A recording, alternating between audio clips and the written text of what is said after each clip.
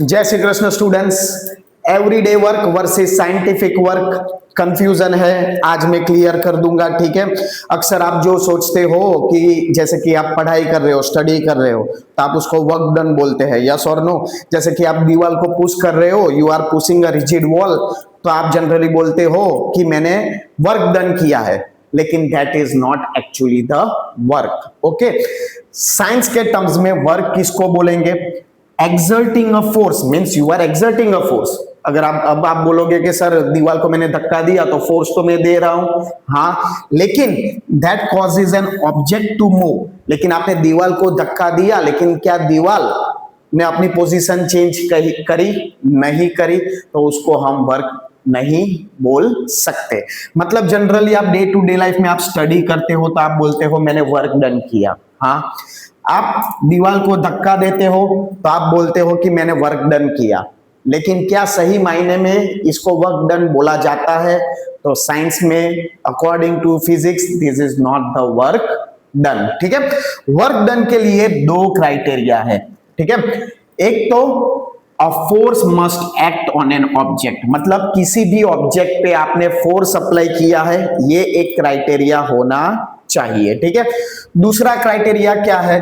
Object must undergo displacement, मतलब आपने जो फोर्स अप्लाई किया है तो वो फोर्स अप्लाई करने से वो ऑब्जेक्ट का डिस्प्लेसमेंट होना जरूरी है। Then only you can say in physics that work is done. ठीक है, जैसे कि पहले ही मैंने एग्जांपल दिया कि you are pushing a rigid wall. Rigid wall का मतलब क्या है कि उस वॉल को आप मूव नहीं कर सकते। ठीक है, तो over there you are applying force, force आपने अप्लाई किया है, लेकिन क्या वॉल अपनी पोजीशन चेंज कर रही है? डिस्प्लेसमेंट हो रहा है? डिस्प्लेसमेंट नहीं हो रहा है, तो this is not you considered as a work, इसको हम वर्क डन बोल नहीं सकते। ठीक है, पुशिंग अ रिजिड वॉल ये मैंने आपको एक्सप्लेन किया। ठीक है, दूसरा एक एग्जांपल ले लिए, एक स्पेसक्राफ्ट है moving in a deep space. ठीक है, एक स्पेसक्राफ्ट स्पेस में मूव कर रहा है, उसका इंजन स्टॉप हो गया है और वो कांस्टेंट स्पीड से मूव हो रहा है। तो ये केस में आप देख सकते हैं कि स्पेसक्राफ्ट मूव कर रहा है, मतलब डिस्प्लेसमेंट हो रहा है, डिस्प्लेसमेंट हो रहा है, लेकिन इंजन तो बंद हो गया है, मतलब फोर्स इस पे नहीं लग रहा है, तो डिस्प्लेसमेंट हो रहा है लेकिन फोर्स नहीं हो रहा है, तो इसको हम वर्क डन बोल सकते हैं? No, we can not say that the work is done, because work करने के लिए दो क्राइटेरिया फुलफिल करना कंपलसरी है। और वो दो क्राइटेरिया क्या है? Force must be applied on an object, and दूसरा, an object after applying the force must undergo displacement, then only you can say work is done। ठीक है, आप पढ़ाई करने बैठते हो, आप 2-3 घंटा इवन 4 आवर्स आप स्टडी करते हो, तो नाउ विल यू से कि आपने वर्क डन किया in terms of physics? No, yes और no, because you are not changing the position. Over here there is no displacement of your body, so in this case we cannot say that the work is done। ठीक है, अगर mathematical formulation आपको करना है तो जैसे कि suppose this is a surface, ये बॉक्स है, आप फोर्स अप्लाई कर रहे हो in the right side, on the right side, और डिस्प्लेसमेंट हो रहा है राइट साइड पे, तो वर्क डन क्या होगा? Work done is product of force and displacement, product of force and displacement। ठीक है, वर्क डन का सिंबल क्या होगा? कैपिटल W, फोर्स मतलब कैपिटल F, डिस्प्लेसमेंट का सिंबल आपको मालूम है स्मॉल s। ठीक है, तो this is the mathematical formulation of work done, means the product of force and displacement. ठीक है, now comes to the SI unit. क्या होगा SI यूनिट? तो देख लेते हैं। फोर्स, फोर्स की SI यूनिट क्या है? न्यूटन, यस और नो। डिस्प्लेसमेंट की SI यूनिट क्या है? मीटर। तो वर्क डन की SI यूनिट क्या हो गई? न्यूटन मीटर, लेकिन इसको जूल भी बोला जाता है, बराबर, capital J। So work done की SI यूनिट क्या हो गई?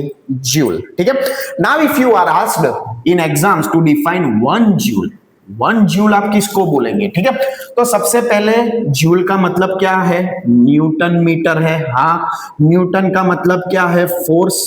और मीटर का मतलब क्या है? डिस्प्लेसमेंट। तो सिंपली आपको 1 चाहिए, तो जब आप 1 न्यूटन फोर्स अप्लाई कर रहे हो कोई भी ऑब्जेक्ट पे और वो ऑब्जेक्ट का डिस्प्लेसमेंट 1 मीटर है, तो उसको आप क्या बोलेंगे? 1 जूल बोलेंगे। एकदम easy. What is joule? Joule is newton metre. Newton क्या है? फोर्स। मीटर क्या है? डिस्प्लेसमेंट। अब 1 चाहिए तो आगे 1 लगा देने का। ठीक है, means you are applying 1 newton force and that 1 newton force produces 1 metre displacement, तो उसको हम क्या बोलेंगे? 1 जूल बोलेंगे। ठीक है, now there are different types of work.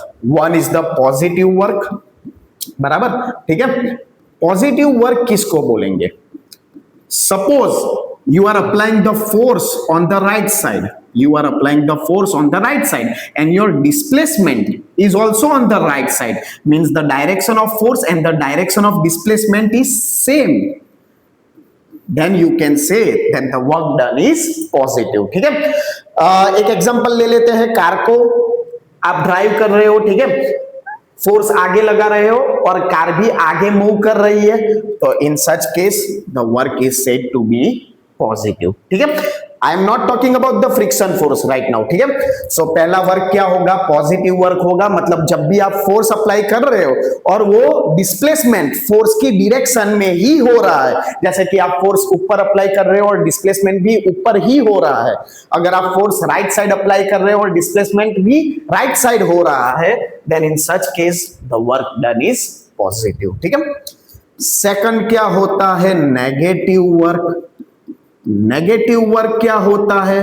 जब फोर्स एंड डिस्प्लेसमेंट दोनों की डायरेक्शन ऑपोजिट होती है, बराबर।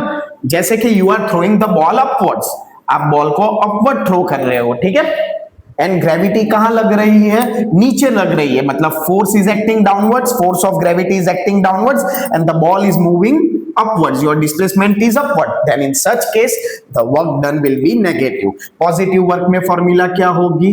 F into S। ठीक है, लेकिन नेगेटिव वर्क में फॉर्मूला क्या होगी? Since the work done is negative, minus F into S। ठीक है, एक और एग्जांपल ले लेते हैं। ठीक है, जैसे कि फ्रिक्शन फोर्स, जब भी आप कोई चीज को धक्का देते हो तो सरफेस और ऑब्जेक्ट के बीच में फ्रिक्शन लगता है, तो वो फ्रिक्शन फोर्स का वर्क डन क्या होगा? नेगेटिव होगा, क्योंकि फ्रिक्शन ऑपोजिट डायरेक्शन में लगता है, तो वो वर्क डन को ऑपोज करेगा। Then in such case the work done is negative. ठीक है, ये बेस्ट एग्जांपल है। You are throwing the ball upwards, means the ball is moving upwards and the gravitational force is acting in the downward direction, then it is called negative work. Third is the zero work. Zero work कब होगा? ठीक है, जब force and displacement, ये force है, ठीक है, ये डिस्प्लेसमेंट है, दोनों 90 डिग्री बना रहा है, then in such case work done will be zero. एक एग्जांपल ले लेते हैं। ठीक है, एक कूली है, हाथ ऊंचे ड्रॉ कर देता हूं, ठीक है, लगेज सिर पे रखा है, सामान सिर पे रखा है, बराबर, तो इसमें ग्रेविटेशनल फोर्स नीचे लग रहा है। यस, इसमें ग्रेविटेशनल फोर्स कहां लग रहा है? नीचे लग रहा है, और वो कूली हॉरिजॉन्टल मूव कर रहा है। ठीक है, डिस्प्लेसमेंट कूली का इधर हो रहा है और ये जो लोड है वो लोड का ग्रेविटेशनल फोर्स नीचे लग रहा है। As you can see the angle between the force and the displacement is 90 degree. So in such case we can say that work done is equal to force into displacement. Work done is 0 joule. ठीक है? So there are 3 types of work. One is the positive work. Positive work कब होगा? जब force and displacement की direction क्या होगी? Same होगी। ठीक है? नेगेटिव वर्क कब होगा? जब force and displacement opposite direction में होगा, जैसे कि मैंने आपको ये बॉल का एग्जांपल दिया। ठीक है, दूसरा भी एक एग्जांपल होता है, वो बचपन में जब हम कार खेलते हैं, छोटी सी टॉय कार होती है, ठीक है, उसको हम पीछे फोर्स देते हैं, यस और नो, और पीछे फोर्स देने के बाद हम उसको छोड़ देते हैं तो वो आगे मूव करता है, तो इधर फोर्स ये साइड पे लगा और डिस्प्लेसमेंट राइट साइड पे हुआ, तो ये केस में हम क्या बोलेंगे? वर्क डन क्या होगा? नेगेटिव होगा। And third case zero work, zero work कब होगा? जब फोर्स एंड डिस्प्लेसमेंट एक दूसरे के साथ कितना एंगल बनाएंगे? 90 डिग्री एंगल बनाएंगे। जैसे कि ये एग्जांपल दिया, एक पुली है, लगेज सिर पे लेके घूम रहा है और वो डिस्प्लेसमेंट हॉरिजॉन्टली मूव कर रहा है, मतलब डिस्प्लेसमेंट राइट साइड पे है, ये लगेज पे ग्रेविटेशनल फोर्स नीचे लग रहा है, ठीक है। तो फोर्स एंड डिस्प्लेसमेंट के बीच में 90 डिग्री है, तो in such case the work done is zero, ठीक है। आगे बढ़ते हैं, न्यूमेरिकल सॉल्व कर देते हैं। A force of 15 newton acts on an object, force कितना है? 15 न्यूटन है, ठीक है। The object is displace 4 metre, displacement कितना है? 4 metre in the direction of force, this is important, in the direction of force. In the direction of force मतलब force and displacement दोनों की डायरेक्शन क्या है? डायरेक्शन क्या है? सेम है। जब भी फोर्स और डिस्प्लेसमेंट की डायरेक्शन सेम होगी तो वर्क डन क्या होगा? पॉजिटिव, मतलब positive force into displacement. Force कितना है? 15, डिस्प्लेसमेंट कितना है? 4, 15 4 जा 60 और वर्क डन की ऐसा यूनिट क्या है? जूल। तो in this case the work done by the force will be 60 joule, ठीक है। Another example, a student slides a heavy wooden box. Okay, एक wooden box है, स्टूडेंट उसको स्लाइड कर रहा है, ये बच्चा इसको धक्का दे रहा है, ठीक है। तो फ्रिक्शन लगेगा, हाँ जी लगेगा। ऑफ मास 10 kg, ये वुडन बॉक्स का मास कितना है? 10 kg है, रफ फ्लोर है। The box moves forward through a distance of 5 metre, मतलब बॉक्स फॉरवर्ड मूव कर रहा है, डिस्प्लेसमेंट उसका कितना दिया है? 5 मीटर। डिस्प्लेसमेंट कितना दिया है? 5 मीटर, ठीक है। If the force of friction, frictional force दिया है 12 न्यूटन, फ्रिक्शनल फोर्स 12 न्यूटन दिया है, तो हमको क्या फाइंड करना है? Work done by the frictional force. Now we know कि फ्रिक्शनल फोर्स हमेशा ऑपोजिट डायरेक्शन में लगता है, तो मतलब इस केस में वर्क डन क्या होगा? Negative force into displacement minus force कितना है? 12, डिस्प्लेसमेंट क्या है? 5, 12 5 जा 60 जूल। तो in this case the work done by the frictional force will be negative, that is 60 joule, ठीक है। सो आपको क्या याद रखना है? एवरीडे वर्क और साइंटिफिक वर्क में बहुत डिफरेंस है। जो आप एवरीडे वर्क को वर्क बोलते हैं, एक्चुअली में वो वर्क नहीं है। वर्क के लिए 2 क्राइटेरिया फुलफिल होनी चाहिए कंपलसरी, एक तो फोर्स होना चाहिए और फोर्स के साथ डिस्प्लेसमेंट होना चाहिए, ठीक है। अगर डिस्प्लेसमेंट नहीं हो रहा है और फोर्स अप्लाई कर रहे हो, जैसे कि पुशिंग द वॉल, तो work done is zero in this case, ठीक है। अगर डिस्प्लेसमेंट हो रहा है, जैसे कि मैंने स्पेसक्राफ्ट का एग्जांपल लिया था, डिस्प्लेसमेंट वो मूव कर रहा है लेकिन इंजन बंद है, तो फोर्स जीरो है, तो in this case also the work done will be zero, ठीक है। सो बेसिकली मैक्सिमम वर्क होगा, जीरो वर्क होगा, पार्शियल वर्क होगा, नेगेटिव वर्क होगा। रिकॉल कर देते हैं मैक्सिमम वर्क का कब होगा? जैसे कि गाड़ी है, कार है, ठीक है, कार को फोर्स आगे लग रहा है और डिस्प्लेसमेंट उसकी वजह से सेम डायरेक्शन में हो रहा है, then in such case angle between the force and displacement would be 0 degree, then maximum work will be done। मतलब maximum work कब होगा? जब force and displacement का direction same होगा, और since force and displacement का direction same है तो दोनों के बीच में angle क्या होगा? 0 degree। in that case maximum work will be done, ठीक है। दूसरा केस ले लेते हैं, जैसे कि ये बुक है, ये बुक को मैंने अपने सिर पे रख दिया, ठीक है। नाउ ये बुक पे ग्रेविटेशनल फोर्स कहां लग रहा है? नीचे लग रहा है, ठीक है, ग्रेविटेशनल फोर्स नीचे लग रहा है। Now I am moving horizontally with respect to the book on my head, तो डिस्प्लेसमेंट मेरा कहां हो रहा है? हॉरिजॉन्टली हो रहा है, ये डायरेक्शन में हो रहा है डिस्प्लेसमेंट, और ग्रेविटेशनल फोर्स इधर नीचे लग रहा है, तो एंगल कितना है? 90 डिग्री है। तो जब एंगल 90 डिग्री होगा तब वर्क डन क्या होगा? जीरो। मतलब एंगल 90 डिग्री होगा तब वर्क डन जीरो होगा, एंगल जीरो होगा तब मैक्सिमम वर्क होगा, ठीक है। पार्शियल वर्क कब होगा? Anywhere angle between 0 to 90, force और डिस्प्लेसमेंट में 0 to 90 के बीच में कोई भी एंगल होगा तब कैसा वर्क होगा? पार्शियल वर्क होगा, ठीक है। एंड नेगेटिव वर्क कब होगा? जब फ्रिक्शन लगेगा, फ्रिक्शन ये साइड पे लगता है, ठीक है, तो बॉडी आगे मूव करेगी ऑपोजिट डायरेक्शन में, ये फ्रिक्शनल फोर्स है, फ्रिक्शनल लेफ्ट साइड पे लग रहा है, उसकी वजह से बॉडी राइट साइड मूव कर रही है, तो ये केस में एंगल कितना बन रहा है 180 डिग्री। एक सिंपल सा एग्जांपल ले सकते हैं, टॉय कार जो हम बचपन में खेलते हैं उसको हम पीछे ले जाते हैं, ठीक है, मतलब फोर्स ये साइड पे लगाते हैं पीछे और गाड़ी आगे मूव करती है, तो एंगल टोटल कितना बनता है 180 डिग्री। तो जब फोर्स और डिस्प्लेसमेंट के बीच एंगल 180 डिग्री होगा तब कौन सा वर्क होगा, नेगेटिव वर्क होगा, ठीक है।